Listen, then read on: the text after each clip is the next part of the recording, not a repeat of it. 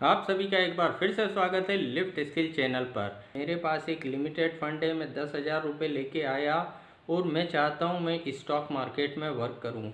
अब stock market में hedging सबसे सेफर ऑप्शन होता है अगर हम एफ&ओ में वर्क करते हैं, लेकिन 10,000 रुपये इतना सफिशिएंट फंड नहीं होता कि हम वहाँ सब तरीके की हेजिंग अप्लाई कर सकें।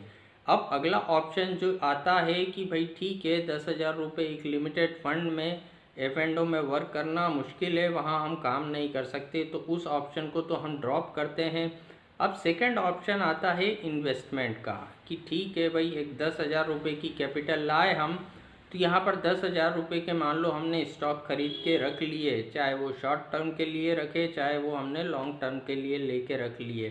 तो यहाँ पर रेगुलर वर्क करना फिर भी नहीं हुआ, हमने एक इन्वेस्टमेंट कर दिया, छोड़ दिया, वो जब रेट अच्छे ऊपर जाएंगे, जब भी वो बढ़ेगा तब हम बेच लेंगे। मान लो हमने इन्वेस्ट करा, वो नीचे आ गया और वापस से हमारे रेट के ऊपर जाने में उसे साल भर लग गया।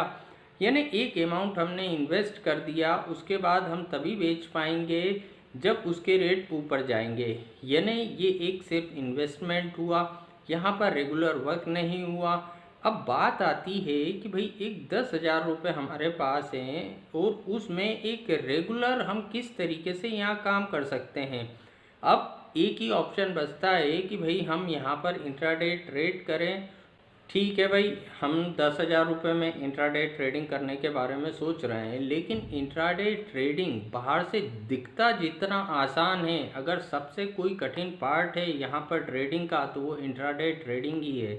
यहाँ पर सबसे कठिन अगर कोई चीज़ है वो इंट्राडे ट्रेडिंग करना है, क्योंकि इंट्राडे के जो मूवमेंट होते हैं वो कई सारे फैक्टर पे डिपेंड करते हैं, इंटरनल एक्सटर्नल, कोई भी न्यूज़ आए, कुछ भी हो जाए, सडनली बड़ा फॉल या सडनली बड़ी तेज़ी होता है। अच्छे से अच्छे स्टॉक में भी सडनली बड़ा फॉल होता है, हमें लगेगा हम बहुत अच्छे स्टॉक में काम कर रहे हैं, लेकिन आप देखेंगे पास्ट उठा के अच्छे से अच्छे स्टॉक भी, अच्छे से अच्छे फंडामेंटल स्ट्रॉन्ग स्टॉक भी सडनली काफ़ी तेज़ी से नीचे भी चले जाते हैं और काफ़ी तेज़ी से ऊपर भी आ जाते हैं। तो यहाँ पर सबसे अगर कठिन पार्ट होता है वो इंट्राडे ट्रेडिंग होता है। तो ये तो हुई उसकी सच्चाई इंट्राडे की, लेकिन अब यहाँ पर हमें काम करना है। ठीक है, कितना भी कठिन है लेकिन नामुमकिन कोई चीज़ नहीं होती, यहाँ पर हर चीज़ मुमकिन होती है, लेकिन नामुमकिन को मुमकिन बनाने के लिए थोड़ी सी मेहनत करने की ज़रूरत पड़ती है और सही दिशा में आगे बढ़ने की ज़रूरत पड़ती है।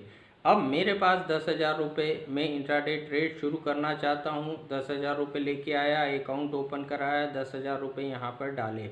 अब यहाँ पर होता क्या है, इंट्राडे ट्रेडिंग हम जब भी करते हैं तो जिस भी ब्रोकर के पास हम अकाउंट ओपन करवाते हैं वो इंट्राडे में हमें एक लिमिट प्रोवाइड करता है कि भाई आपके पास जितना अमाउंट है उसका 5 टाइम आप शेयर ले सकते हो, 3 टाइम शेयर ले सकते हो। अलग अलग ब्रोकर अलग अलग इंट्राडे में ट्रेड करने के लिए लिमिट प्रोवाइड करवा देते हैं कि भाई 10,000 रुपये आप 50,000 के शेयर खरीदो, कितने बार भी खरीदो, कितने बार भी बेचो।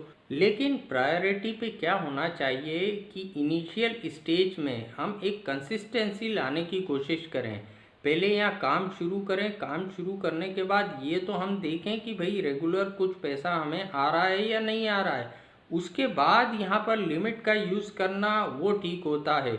अब मैंने कहा मेरे पास 10,000 रुपये हैं, इनिशियल में मैं 10,000 पे ही यहाँ पर वर्क करूँगा। जो मेरे पास कैपिटल है उस कैपिटल का मैं यूज़ करूँगा, एडिशनल जो भी मार्जिन मुझे मिल रहा है इनिशियल लेवल पे मैं उसका बिल्कुल यूज़ नहीं करूँगा।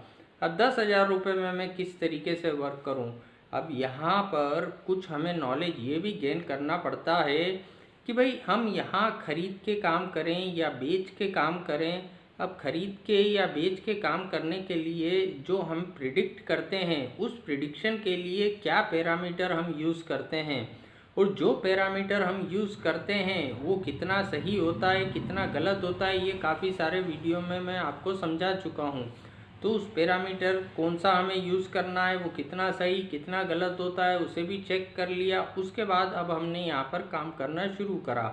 तो ये पहला स्टेज हो गया हमारा कि भाई हमें इतनी ही कैपिटल में वर्क करना है। दूसरा हो गया हमारा कि भाई कौन से हमें पैरामीटर का यूज़ करना है। अब तीसरा जो स्टेप आता है वो आता है फंड मैनेजमेंट से रिलेटेड। कि भाई मेरे पास 10,000 रुपये हैं, ऐसा नहीं हो कोई भी एक मैं सिंगल ट्रेड करूं और सिंगल ट्रेड में मेरी पूरी कैपिटल ख़त्म हो जाए। अगर पूरी कैपिटल एक ही ट्रेड में ख़त्म हो गई तो यहाँ पर कंटिन्यू वर्क करने का वो तो सवाल ही पैदा नहीं होता, पैसा कमाने का सवाल ही पैदा नहीं होता। तो यहाँ पर मेरी कैपिटल पे मैं किस तरीके से फ़ंड मैनेजमेंट का यूज़ करूँ, मैंने डिसाइड करा कि भाई 10,000 रुपये की कैपिटल है मेरी, 10,000 रुपये के मैं स्टॉक खरीदूँगा, 10,000 रुपये के मैं स्टॉक बेचूँगा। अब लेकिन मैंने ये भी डिसाइड करा कि भाई एक सिंगल ट्रेड में मैक्सिमम जो मेरा लॉस रहेगा वो मेरी कैपिटल का 1% से ज़्यादा नहीं होना चाहिए। यानी अगर मेरे पास 10,000 रुपये की कैपिटल है, 10,000 रुपये की कैपिटल पर मैं वर्क कर रहा हूँ, यानी 10,000 रुपये का 1% होता है यहाँ पर 100 रुपये। यानी एक ट्रेड में मुझे 100 रुपये से ज़्यादा का लॉस नहीं होना चाहिए। मेरा मैक्सिमम जो स्टॉप लॉस रहेगा, मैक्सिमम की बात कर रहा हूँ मैं, मैक्सिमम जो स्टॉप लॉस रहेगा वो यहाँ पर 100 रुपये से बड़ा नहीं रहेगा। सिंगल ट्रेड में मैं 1% मेरी कैपिटल से बड़ा लॉस नहीं लूँगा। अब ये मैंने मेरी कैपिटल पे लॉस डिसाइड कर लिया। अब इसी तरीके से मैं मेरी कैपिटल पे प्रॉफिट डिसाइड करूं कि भाई मेरा जो मैक्सिमम प्रॉफिट रहेगा वो यहाँ पर मैं 1% लूँगा, 2% लूँगा, 3% लूँगा, जो भी मैं ट्रेड जनरेट करूँगा यहाँ पर। अब लॉस प्रॉफिट रेशो मैंने डिसाइड करा, मैक्सिमम लॉस मेरा 1% मेरी कैपिटल का, और जो मैक्सिमम प्रॉफिट है वो मैंने डिसाइड करा। मैक्सिमम प्रॉफिट उतना ही हम डिसाइड करें कि जो टेक्निकल पैरामीटर हम यूज़ कर रहे हैं वो वहाँ पर उस पैरामीटर में फिट बैठ पाता है या नहीं। अब 1:10 का मैंने लॉस प्रॉफिट रेशो डिसाइड कर लिया कि भाई मैं 1% का लॉस लूँगा और मैं तो इंट्राडे में 10% का प्रॉफिट लूँगा। लेकिन यहाँ पर 10% 100 में से एक ही बार आ रहा है और 100 में से 99 बार 1% हो रहा है, तो ये चीज़ भी प्रॉपर बैलेंसिंग नहीं है। यहाँ उसी रेशो को फॉलो करें जिसकी एक पॉसिबिलिटी होती है और जिसे हमने चेक कर रखा है कि हाँ भाई ऐसा होता है कि भाई 1% जो है लॉस हमारा वो 50% टाइम हो जाता है और 2% का प्रॉफिट हमें 50% टाइम मिल जाता है। इस चीज़ को हमने देख रखा है। जिस भी हम टेक्निकल पैरामीटर को फॉलो करते हैं या जो भी खरीदने बेचने के लिए जिस चीज़ का यूज़ करते हैं हम, उसमें ये लॉस प्रॉफिट रेशो हमारा फिट बैठ जाता है, यानी हमारे फेवर में आता है। अब यहाँ पर एक पॉइंट का और ध्यान रखना चाहिए कि भाई ठीक है मैं 10,000 रुपये की कैपिटल लेके आया। अब मैंने कहा ठीक है पहले चेक करते हैं, पहले टेस्ट करते हैं कि भाई जो हम कर रहे हैं वो सही है या नहीं। पहले हमने 1,000 रुपये के शेयर ले लिए, हमें लगा शेयर बढ़ गया, पैसे मिल गए। उसके बाद फिर हमने 10,000 रुपये के एक साथ शेयर ले लिए। यानी पहली बार हम सही हो गए लेकिन दूसरी बार हम गलत हो गए। तो पहली बार में एक लिमिटेड अमाउंट का प्रॉफिट हुआ, लेकिन दूसरी बार में चूँकि कैपिटल बड़ी लगा दी थी हमने तो एक बड़ा लॉस हो गया। तो ये भी कोई प्रॉपर बैलेंसिंग नहीं है। हमने अमाउंट डिसाइड करा भाई 10,000 पे वर्क करना है। अब 10,000 हमने स्टार्टिंग में लगाए तो उसी 10,000 की कैपिटल को लेके हमें आगे बढ़ना है। अब ठीक है 10,000 हमारे पास कैपिटल थी, हम 10,000 पूरे पे नहीं करना चाहते हैं, हम 5 पे ही काम करना चाहते हैं, तो ठीक है 5 को डिसाइड कर लिया लेकिन उस 5 को कंटिन्यू रखा। यहाँ पर कैपिटल में फ्लक्चुएशन करने से जो हमने फंड मैनेजमेंट करा है, जो हमने 1:2 के रेशो को चेक करा है पास्ट में, वो सारे जो हमारे प्रिंसिपल हैं वो सारे बिगड़ जाते हैं, गणित सारे गड़बड़ा जाते हैं। तो यहाँ पर गणित गड़बड़ा जाते हैं तो जब ओवरऑल जो रिज़ल्ट देखने को मिलता है वो हमारे फेवर में नहीं आता। वो क्यों नहीं आता? क्योंकि जो हमने प्रिंसिपल बनाए वो हमने खुद ने ब्रेक करे, और जब प्रिंसिपल ब्रेक करे तो उसका आउटकम भी हमारे फेवर में नहीं आएगा। तो अब यहाँ ये भी होता है, कोई शेयर 100 रुपये का होता है, कोई 1,000 रुपये का होता है, कोई 5,000 रुपये का होता है, अलग अलग रेट के शेयर होते हैं। तो नंबर को ऑफ क्वांटिटी से हमें कोई मतलब नहीं है। हमें तो मतलब है कि भाई शेयर 100 का हो या 1,000 का हो, हमें इतने रुपए का वो शेयर खरीदना है, चाहे कितने भी आए, चाहे 50 आए, चाहे 10 आए, चाहे 100 आए। मतलब हमें अमाउंट को लगाना है, नंबर ऑफ क्वांटिटी से हमारा कोई लेना देना नहीं है। तो जब भी हम एक लिमिटेड कैपिटल पे वर्क करते हैं तो हमारा सबसे बड़ा फोकस ये होना चाहिए, क्योंकि हमारे पास कैपिटल लिमिटेड है तो किसी भी तरीके से उस कैपिटल को बचाने पे ज़्यादा फोकस होना चाहिए।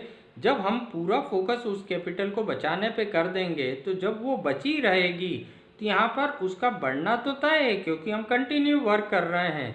लेकिन अगर हमारी किसी भी एक ट्रेड, हमारा किसी भी एक गलती की वजह से वो कैपिटल में बड़ा डैमेज हो गया, 10 के 5 हुए, तो 5 को 7 करना भी काफ़ी कठिन हो जाता है। क्यों? क्योंकि उसमें हम एक लॉजिकल प्रेशर में आ जाते हैं।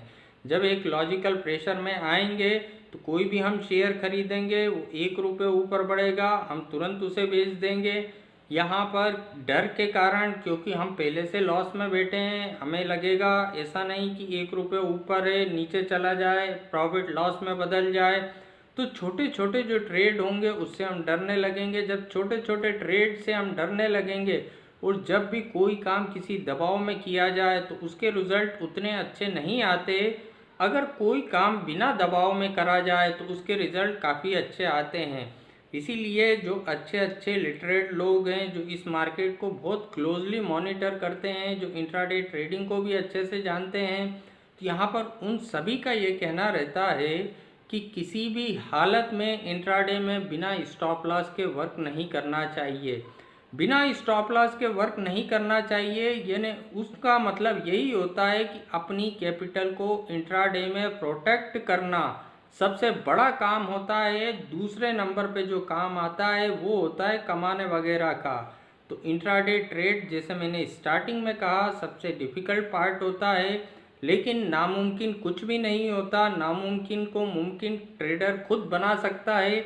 और यहाँ पर सबसे बड़ी बात होती है, इनिशियल स्टेज पे एक लिमिटेड कैपिटल में अगर हम किसी भी लालच में आते हैं तो यहाँ पर काफ़ी नुकसान हो सकता है। क्योंकि यहाँ हर सेकंड ऐसा लगता है कि यार अभी मैं 2 मिनट में 1000 रुपये कमा लेता, ये मैं सोच रहा था लेने का, अभी मैं 2 मिनट में 500 रुपये कमा लेता। यहाँ पर ये तो ज़िंदगी भर दिखता रहेगा कि मैं 1 मिनट में कमाता, आधे मिनट में कमा लेता। लेकिन जैसी भी दिन हमने ऐसे ट्राई करा और एक आध दिन कमा लिया, उसके बाद जो प्रिंसिपल बनाए हैं वो तो एक तरफ रह जाएंगे। फिर उसके बाद ज्ञान तभी प्राप्त होगा जब पूरा कैपिटल खत्म हो जाएगा। तो यहाँ पर अपनी कैपिटल को प्रोटेक्ट करते हुए वर्क करना सबसे इम्पॉर्टेंट होता है लिमिटेड कैपिटल में। तो आज के वीडियो में इतना ही। अगर ये वीडियो आपको पसंद आया हो तो वीडियो को लाइक करना ना भूलें। Thank you.